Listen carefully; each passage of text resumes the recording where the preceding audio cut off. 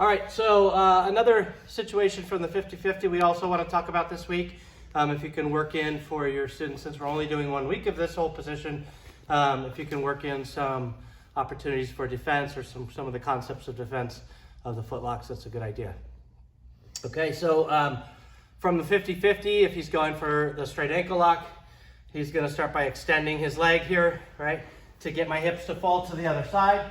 As they fall to the other side, he tightens in his lapel. He's going to open this leg to make space, close this knee to bring my knee down, right, and then pinch his elbow to his ribs, and he can finish off with his hips.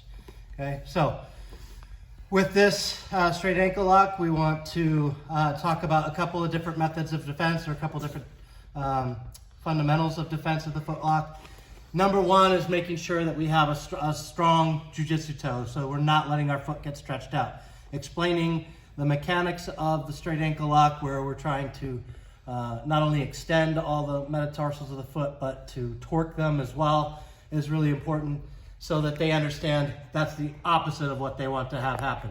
So if you're looking around this side, when he's starting to apply the foot lock, you see my toe is pointed and way extended, okay? So the number one thing that I'm gonna do from a defense standpoint is to hook my foot behind his shoulder, okay? And I think of it like jamming my heel through, right, as far as I can. So I want to extend my leg and jam my heel through, okay? As I do that, I need to get a hold of him, okay? So the second piece or second fundamental of the defense is going to be able to get a hold of him somewhere in the upper body.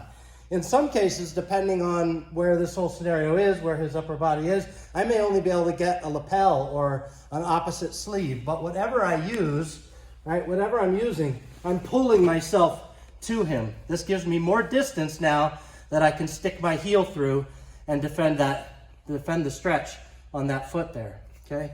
From here, now I'm gonna be looking to get to the actual attacking arm itself, okay? So once I've anchored and I've staved off the first part of the foot lock, now I really wanna stick my leg all the way through there and try to get that arm out of there, okay? If I can, I'll bring it back to the other side and put my foot on the ground underneath him, okay? This gives me some time, not to relax, but it's not as dangerous a spot. And now I can work on either foot locks of my own, okay, or unlacing the 50-50 and trying to work my way up out of here, okay? So make sure you're having that discussion on defense of the straight foot lock. Also for upper belts, you can discuss the anatomy of the toe hold, which we'll talk about next. Okay.